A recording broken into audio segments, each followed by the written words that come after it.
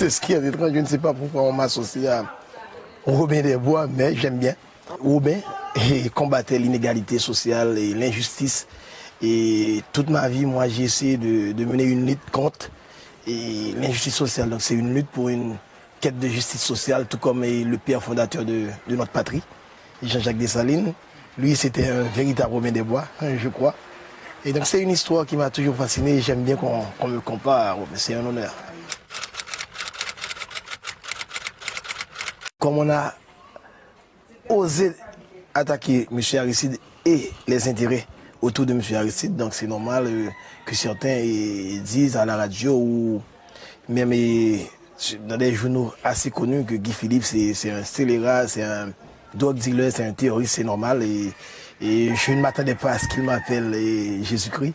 Et je sais que c'est comme ça, le Tché a dû payer le prix fort et Thomas Sankara a payé le prix fort. Donc tous ceux qui essaient de mener une lutte pour une certaine justice sociale finissent par être appelés terroristes ou drug dealers ou autres. On voulait une certaine justice sociale, on voulait une réconciliation nationale. Moi, je me suis mis dans la bataille pour une réconciliation nationale. Et certains croient que je suis contre la Valace. Je ne suis pas contre la Valace. Je ne suis pas du Valéry, je ne suis pas contre la Valace.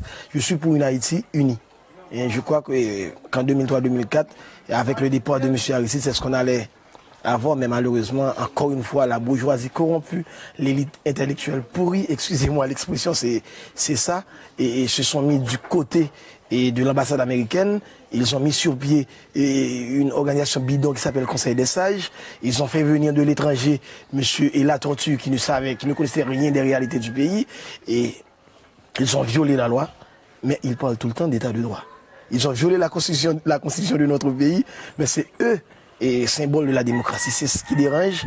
Et malheureusement, moi, je dis toujours la vérité. Et c'est pourquoi j'aurai toujours des ennuis. Je tiens à me présenter, j'aimerais me présenter pour les sénatoriales de cette année. Je me présenterai sûrement. Je dois vous dire que ce n'est pas le passé récent. Et je ne suis pas l'influence de ce passé récent, sinon c'est toute ma vie. Et j'ai lu et j'aime lire. Et j'ai lu quelqu'un comme Jean-Jacques Rousseau, je crois que c'est lui qui m'a le plus frappé. Et Jean-Jacques Rousseau, et surtout, j'ai lu La Bruyère qui a dit une fois, parfois on devrait avoir honte d'être heureux parmi tant de misère. Et ce sont ces choses-là, je crois que dès mon adolescence, ces choses-là m'ont frappé. J'ai voulu toujours consacrer ma vie à quelque chose qui soit plus grand que mon bonheur personnel. Donc ne vous en faites pas, je sais que c'est pas facile, je sais que c'est difficile, mais je suis prêt à faire le sacrifice ultime si c'est nécessaire. Je crois que nous autres, après 20 ans de lutte contre les Duvalier, et c'est vrai que on ne peut pas changer un modèle ancien du jour au lendemain, un modèle de société du jour au lendemain, mais c'est aussi vrai qu'on attend trop. Et c'est vrai que l'histoire est parfois trébuche, balbutie. Mais je crois qu'il est grand temps qu'on puisse trouver notre route. Mais ce qu'on aimerait, et le grand problème, c'est que l'Amérique, surtout les États-Unis, veulent se faire passer pour un exemple. Non, l'Amérique ne peut pas être un modèle exemplaire. Aucun pays ne peut se permettre de dire qu'il est un modèle exemplaire. Il faut respecter la culture des autres. Et je suis haïtien et j'ai ma façon de vivre. Donc une démocratie qui est bonne pour les États-Unis ne veut pas dire que c'est bon. Et pour Haïti, il y a plusieurs types de démocratie. Pour eux, comme ils sont déjà assez loin, ils n'ont pas ce problème de famine et de misère et d'analphabétisation. Donc pour eux, c'est facile de dire la démocratie, et ça peut marcher. Mais et si mon peuple a faim, si le peuple ne veut pas manger, si on ne peut pas envoyer ses enfants à l'école, si on n'a pas accès aux soins de santé, comment peut-on parler de démocratie? Donc je crois que de démocratie à l'américaine. Donc je crois que c'est ça. On essaie de nous imposer un type de démocratie. Nous autres, nous sommes pour les droits de tout un chacun. Mais je crois qu'il n'y a pas un modèle de démocratie. Comment Haïti se positionne-t-il? Est-ce qu'il y a des axes privilégiés ou des axes repoussoirs au contraire? On pense beaucoup aux relations avec l'Amérique latine, on pense à ce qui vient de se passer avec le Canada. On pense aux relations avec la France, bien sûr. Quel est votre avis là-dessus? Je crois que depuis la mort de Pétion, malheureusement, je ne suis pas vraiment pro-Pétion, mais depuis sa mort et la mort du roi Henri-Christophe, je crois que par rapport à l'Occident ou les grandes puissances, Haïti a toujours développé une attitude de mendiant, de peuple mendiant. Et c'est ça, donc on ne peut pas dire qu'on a vraiment une position vis-à-vis des États-Unis, vis-à-vis de l'ancien bloc socialiste ou du Canada. Ceux qui nous gouvernent n'ont aucune position. Et ils ont besoin d'argent. Et nous sommes tous des mendiants en Haïti. Notre président, c'est le premier mendiant. Et comme on ne produit rien, et donc si le Canada dit qu'on doit faire ça, sinon le Canada ne donnera pas les 20 millions promis. Donc on n'a pas le choix, on doit faire ce que dit le Canada. Donc on aura une position vis-à-vis des autres quand et seulement quand Haïti aura atteint son autosuffisance alimentaire. Thomas Sankara disait, et ce dont nous avons besoin de l'Occident, c'est une aide de qualité. Ce n'est pas une aide de quantité qui nous envoie des sacs de riz ou de petits mis, non. Nous avons besoin d'une aide de qualité, comme les États-Unis ont fait avec l'Europe après la Deuxième Guerre mondiale, le plan Marshall. Ils ont reconstruit l'Europe, ils ont donné accès aux universités américaines, aux Japonais. Donc c'est ce type d'aide qu'on a besoin ici en Haïti. Malheureusement, ceux qui nous gouvernent, et quand ils vont aux États-Unis, en France, en Europe, dans toutes les grandes capitales du monde, ils vont demander de l'argent pour subsister. Et donc je crois que c'est ça notre grand problème. Et on trouvera notre position. On trouvera notre position. Et je suis sûr, je suis convaincu qu'un jour Haïti sera un grand pays. Et ne vous étonnez pas, il y a pas mal d'Haïtiens qui sont prêts à donner leur vie pour que ça puisse arriver un jour. Je vais vous dire un petit secret. Si vous voyez que dans ce pays il y a beaucoup d'ONG, c'est que ça ne marche pas et ça ne marchera pas. Ça ne marchera pas. Les ONG ne sont pas ici pour nous aider en réalité. Bon, peut-être que certains qui travaillent dans les ONG sont de bonne conscience, mais ils veulent vraiment aider. Mais ceux qui décident, ceux qui pensent pour les ONG ne veulent pas vraiment qu'on sorte de cette misère. Sinon, on aurait pu avoir une aide de qualité. Plus de 2 milliards de dollars de 2010 à nos jours ont déjà été débloqués. Qu'est-ce qu'on a fait avec tant d'argent? Est-ce que vous avez vu une bonne route pour venir dans la Grand'Anse? Des universités, des infrastructures où on peut recevoir des touristes? Rien de durable. Les ONG sont là pour nous maintenir en vie, mais ils ne veulent pas que nous atteignions notre autosuffisance, notre dépendance, notre indépendance économique. Est-ce qu'on peut dire que la misère, finalement, est le gagne-pain de beaucoup d'ONG?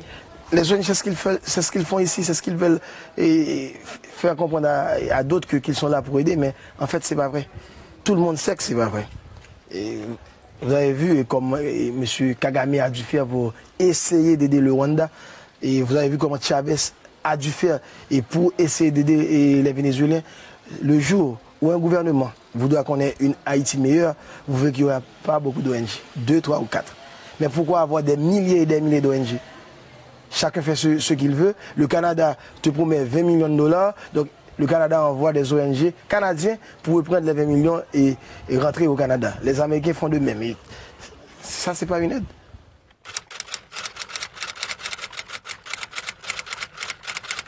On est un pays à vocation agricole. Comment comprenez-vous, il n'y a pas une banque de crédit agricole? On fait tout ça, le paysan fait tout ce qu'il doit faire pour planter, et après à la fin, il ne peut rien vendre, et comme il ne le vend pas, et dans 2, dans 3 jours, et ça périt. Donc il faut l'agro-industrie, il faut des usines de transformation, et si les ONG veulent aider, par exemple, donner à manger aux enfants, on ne peut pas importer du riz des États-Unis pour donner à manger aux enfants, on achètera du paysan, et le paysan verra que maintenant ce qu'il fait a de l'importance, et vous allez voir que petit à petit, on trouvera notre route, notre chemin. Mea culpa, de mea culpa en mea culpa. Bill Clinton a fait son mea culpa, j'ai bien entendu d'autres qui ont fait leur mea culpa. Je ne crois pas que c'est ce dont nous avons besoin. Nous avons besoin d'une politique ferme, d'un président ferme et d'un groupe ferme qui dit bon ok, ça suffit, non, on doit aller de l'avant. Mais faire des mea culpa et n'apporter aucun changement, ça ne rime à rien. Et j'ai bien entendu les mea culpa de M. Clinton, que je respecte d'ailleurs, et j'ai bien entendu d'autres mea culpa, mais aucune, ils n'ont pris aucun engagement pour que ça change. Et donc, Malheureusement, c'est ça. Mais pour le commerce du riz, pour la détaxation, c'est pas seulement le riz, c'est tout. On importe tout maintenant. On importe tout de la République dominicaine ou des États-Unis d'Amérique. Donc maintenant, on est vraiment dépendant de la République dominicaine économiquement. Est-ce que c'est normal? Non, c'est pas normal. Est-ce qu'on doit avoir des problèmes avec les Dominicains? Non. La faute n'est pas aux Dominicains. C'est nous autres Haïtiens qui devons prendre notre responsabilité. Ce sont ceux qui nous gouvernent qui doivent investir dans la production nationale. Par exemple, nous avons près de 903 000 hectares irrigables. 903 000 hectares de terres irrigables en Haïti. Et bon, cultivables. Seulement 100 000 hectares sont cultivés. Mais pourquoi? L'État, c'est le plus grand propriétaire foncier en Haïti. Mais pourquoi on ne cultive pas ces terres-là? Donc on doit en connaître les causes, on doit chercher les causes et trouver les solutions. Je crois que si on veut, Haïti peut atteindre l'autosuffisance alimentaire en 5 ans.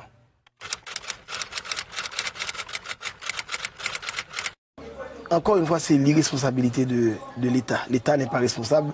L'État n'a jamais été responsable. Je viens de vous dire que l'État est propriétaire de plus de 30% des terres du territoire national. Mais l'État est irresponsable. Ici, il y a des lois. Il y a des lois qui disent, voilà, monsieur le maire, voilà ce que vous devez faire. C'est une question que vous auriez dû poser au maire de Pestel. Il y a les lois. Les lois sont là. Il y a les taxes à percevoir sur les propriétés bâties. Il y a les taxes à percevoir avec les marchands et jour de marché, mais le maire s'en fout, tout le monde s'en fout, le collecteur d'impôts s'en fout, et voilà, on attend de l'aide. Et pourtant, si on voulait, par exemple, je vais vous donner un exemple, pour payer tous les employés de la commune de Pestel, le maire a besoin de 200 000 goudes, 40 000 $ haïtiens, 200 000 goudes.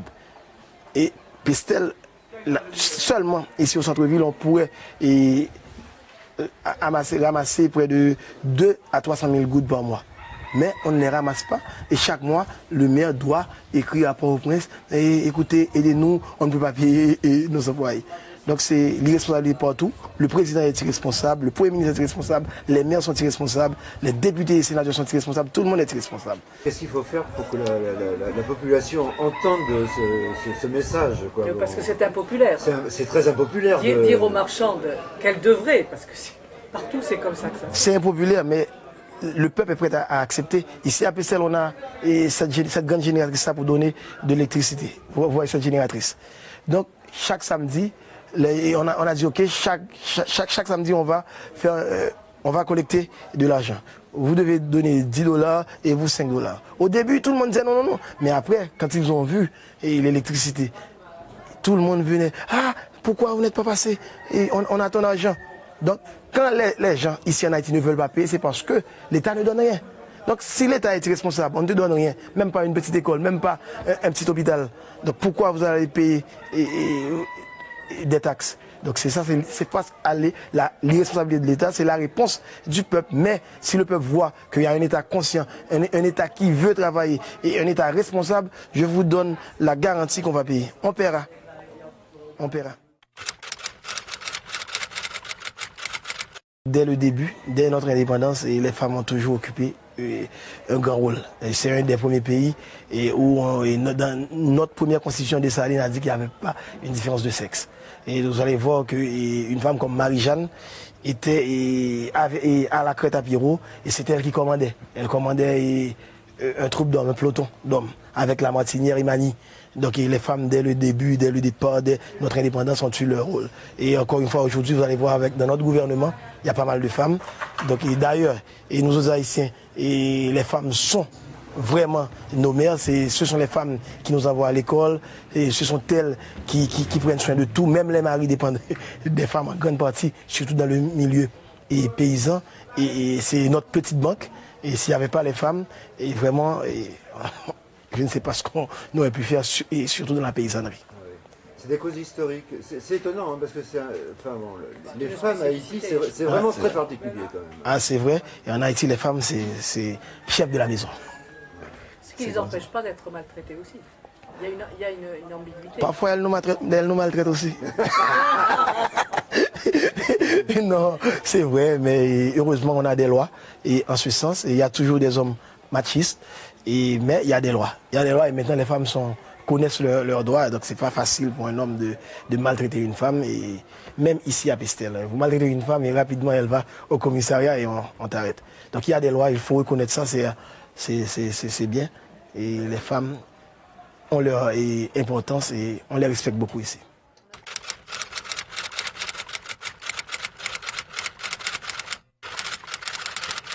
Alors là, j'ai une idée qui me vient par la tête parce que je vois passer un préservatif qui sert de ballon. Il y en a eu beaucoup hier. Mais il y a quand même un problème là, ça nous a amusés bien sûr, mais peut-être là, j'y pensais pas, mais là c'est en voyant ce beau ballon qui vole bien que je pose ce problème de la sexualité un peu débridée en Haïti, ce qui serait sympathique ma foi, si ça n'avait pas aussi des conséquences dramatiques. Donc, il faut reconnaître qu'ici, à Pestel, et dans la Gredance, ils ont mené une bonne campagne contre le sida. Donc c'est pour ça que vous voyez tout le monde à son préservatif, même les enfants. Mais ce n'est pas un secret qu'ici à Pestel et dans toutes les grandes villes du pays, que ce soit Saint-Marc ou les Cayes, et les enfants ont leur premier rapport sexuel dès 10 ans, plus ou moins. Et ici à Pestel, c'est scandaleux et il y a des enfants de 11 ou de 12 ans qui vivent avec des hommes et leurs parents sont d'accord et on ne peut rien faire. Si je vais dire, ah non, et madame, vous ne pouvez pas donner votre fille de 13 ans et à quelqu'un, il va me dire, ah, tu vas en prendre soin. Donc c'est comme ça, donc je crois que c'est la misère, et c'est lié à la misère, malheureusement l'État condamne ça, les lois de la République condamnent ça, mais si vous allez chez un juge ou quelqu'un, et les parents vont dire, il n'y a rien, c'est pas vrai, et c'est quelqu'un qui travaille avec monsieur, donc c'est comme ça qu'il y a une certaine tolérance, mais c'est à cause de la misère. Donc c'est tant de problèmes qu'il faut résoudre, mais on ne peut rien résoudre si on n'atteint pas, si nous n'avons pas cette autosuffisance alimentaire, si nous ne pouvons pas donner à manger à notre peuple, il n'y a rien qu'on puisse faire. Je crois qu'on devrait avoir peur de moi. Mais ceux qui devraient avoir peur de moi, ce sont les ennemis de la nation. S'ils ont peur de moi, ils ont raison. Parce que je vous ai dit tantôt que je suis prêt à donner ma vie pour Haïti. D'ailleurs, je l'ai déjà prouvé et je peux le faire encore si c'est nécessaire. Pour mon pays, je ferai n'importe quoi. Donc, il n'y a que les délinquants, il n'y a que ceux qui veulent vendre la souveraineté de mon pays.